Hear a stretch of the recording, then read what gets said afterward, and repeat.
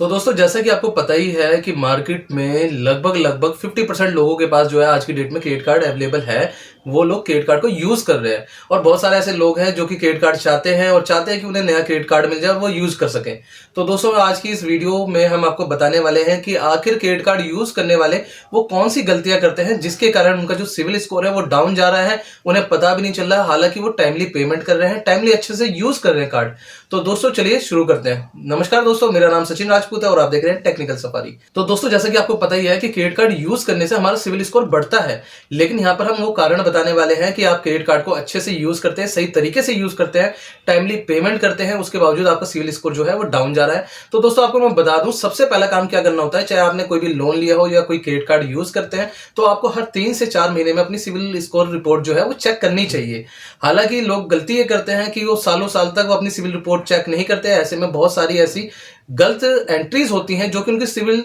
Report में चढ़ जाती है, जिसकी वजह से उनका सिविल जो है डाउन जाने लग जाता है। तो आपको सबसे पहला काम ये करना है कि अपनी सिविल रिपोर्ट जो है वो चेक करनी है और अगर सिविल रिपोर्ट के अंदर आपकी कोई गलत एंट्री है तो उसे आपको वहां से हटवाना है। तो कैसे हटवाना है, अगर यह भी जानना चाहते हैं आप तो हमें कमेंट कीजिए, हम इसके ऊपर भी एक वीडियो बना देंगे। तो दोस्तों सबसे पहले क्या होता है कि जब भी हम अपनी सिविल रिपोर्ट चेक कर लेते हैं तो हमें पता चल जाता है कि आखिर हमारा सिविल स्कोर क्यों डाउन जा रहा है। कई बार ऐसा होता है कि हम लोग क्या करते हैं, क्रेडिट कार्ड को यूज करते हैं, टाइमली पेमेंट करते हैं, टाइमली पेमेंट के बाद हमारा सिविल स्कोर इसलिए डाउन जा रहा होता है क्योंकि हम लोग क्या गलती कर रहे होते हैं, हम जो अपना क्रेडिट कार्ड है उसे हद से ज्यादा यूज करते हैं। यानी कि अगर हम बात करें, सपोज मेरा एक क्रेडिट कार्ड है जिसकी लिमिट 1 लाख रुपए है और मैं उसे यूज करता हूं हमेशा 70,000 रुपए। तो दोस्तों मैं आपको बता दूं, कई लोगों के मन में एक सवाल होगा कि भाई 1 लाख का कार्ड है तो 70,000 तो यूज ही कर सकते हैं। लेकिन दोस्तों आपको एक चीज पता होनी चाहिए कि क्रेडिट कार्ड को हमेशा आपको मैक्सिमम 30% से 40% से ज्यादा यूज नहीं करना चाहिए। ऐसी कंडीशन में जो क्रेडिट कार्ड बैंक्स होती है उन्हें यह लगता है कि आप पूरे के पूरे डिपेंडेंट हो गए हैं क्रेडिट कार्ड के ऊपर, आपके पास और कोई इनकम सोर्स नहीं है या फिर और कहीं आपके पास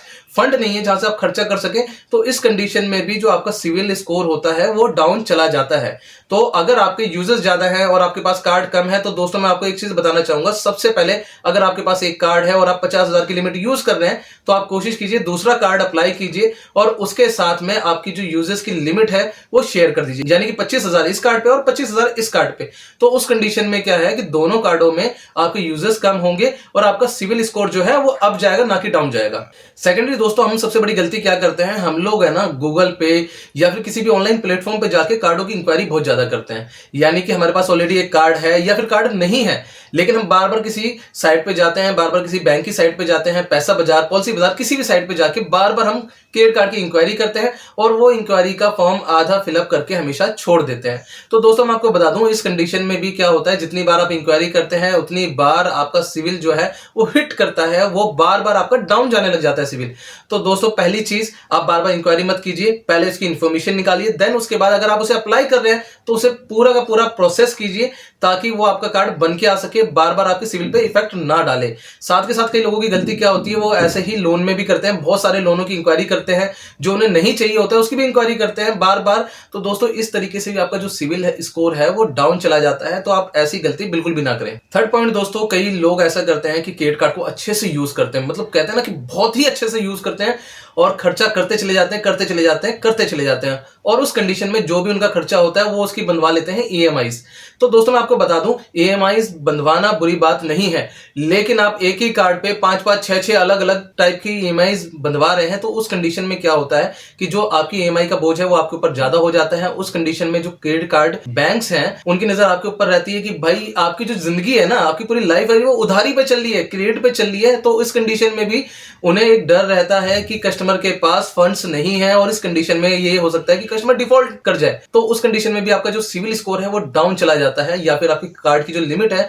वो कैपिंग लगा दी जाती है कि आप उससे ज्यादा कार्ड यूज ना कर पाए, या फिर अगर आपने जितना यूज कर लिया बस आप वहीं पे स्टॉप हो जाए, इससे अलावा आप 1 रुपया भी उसमें से यूज ना कर पाए। चौथा पॉइंट दोस्तों मैं आपको बता दूं, हम लोग क्या करते हैं, हमेशा अपने कार्ड को यूज करने के बाद जब बिल आता है या तो टाइमली नहीं कर पाते पे, और टाइमली पे नहीं कर पाते तो हम क्या करते हैं कि उसका मिनिमम ड्यू हर बार टाइमली पे कर रहे होते हैं। तो हमें ये लगता है भाई मिनिमम ड्यू तो टाइमली पे कर रहे हैं ना, तो हमारा सिविल स्कोर तो डाउन जाएगा नहीं, क्रेडिट कार्ड की नजर में हमारा स्कोर अच्छा है। भाई जब आप मिनिमम ड्यू पे करते हैं तो क्रेडिट कार्ड कंपनी या बैंक को एक चीज अच्छे से क्लियर हो जाती है कि इस कस्टमर के पास फंड्स नहीं है, जिसकी वजह से बार बार मिनिमम ड्यूज जो है वो पे कर रहा है। अब जब मिनिमम ड्यू जब पे होते हैं तो दोस्तों मैं आपको बता दूं वो एक तरीके की पेनल्टी होती है, इसके बावजूद भी आपके ऊपर सरचार्ज लगते रहते हैं, ब्याज लगता रहता है और आपको बार बार ब्याज पे ब्याज देना पड़ता है क्रेडिट कार्ड कंपनी को, जो कि आपको पता नहीं चलता। जब 2 से 3 बार या 4 बार आप मिनिमम ड्यू पे कर देते हैं, उसके बाद आप अपनी स्टेटमेंट देखते हैं तो आपका जो प्रिंसिपल अमाउंट है वो जस का तस रहता है, साथ के साथ उसमें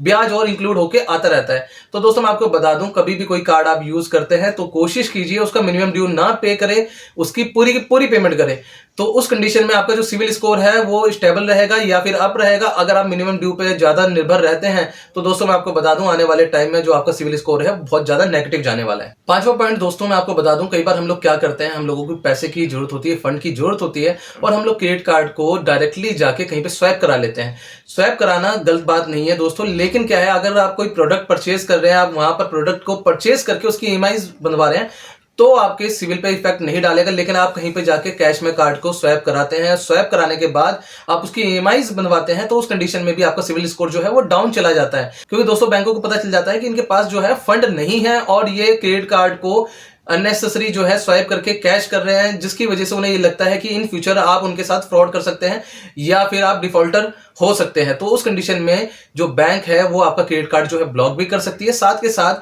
वो आपकी एक नेगेटिव रिपोर्ट जो है वो सिविल स्कोर पर इफेक्ट डालने लग जाती है। तो दोस्तों मैं आपको बता दूं, ऐसी कोई भी गलती अगर आप करते हैं तो ऐसी कोई भी गलती आप मत कीजिए, क्योंकि अगर आपके पास कार्ड है तो उसे अच्छे से यूज करते हैं तो आपकी टाइमली लिमिट बढ़ती रहती है और आपके सिविल स्कोर पे अच्छा इफेक्ट डालती हूँ। छठा और सबसे इंपॉर्टेंट पॉइंट दोस्तों मैं आपको बता दूं, कई बार हम क्या करते हैं कि हमारा जो सिविल स्कोर है उसे बढ़ाने के लिए अननेसेसरी हम क्रेडिट कार्ड से खर्चा करते हैं। अननेसेसरी हम क्या करते हैं कि बार बार किसी ना किसी प्रोडक्ट की ईएमआई बनवाते हैं। तो दोस्तों ये चीज भी बिल्कुल गलत है, क्योंकि कई बार ऐसा होता है कि हम लोग अपने मुद्दे से भटक जाते हैं। जैसा कि मैं आपको बता दूं कि जब आपको ये लगता है ना कि भाई मेरे को तो क्रेडिट कार्ड की ईएमआई बनवाने में फायदा है, मेरा सिविल स्कोर बढ़ जाएगा, तो आप उस कंडीशन में क्या करते हैं, अपने बजट से आउट चले जाते हैं। जिन चीजों की आपको जरूरत नहीं होती, जो अननेसेसरी चीजें होती है, आप वहां पर इन्वेस्ट करने लग जाते हैं, वहां पर आप पैसा खर्च करने लग जाते हैं मात्र अपने सिविल स्कोर को बढ़ाने के लिए। तो दोस्तों मैं आपको बता दूं, ऐसा आपको बिल्कुल कतई नहीं करना है। आप क्रेडिट कार्ड को यूज कीजिए, बहुत सारी जगह हैं, यूटिलिटी बिल है, रेंट है, बहुत सारे ऐसे ऑप्शंस हैं, शॉपिंग साइट्स हैं,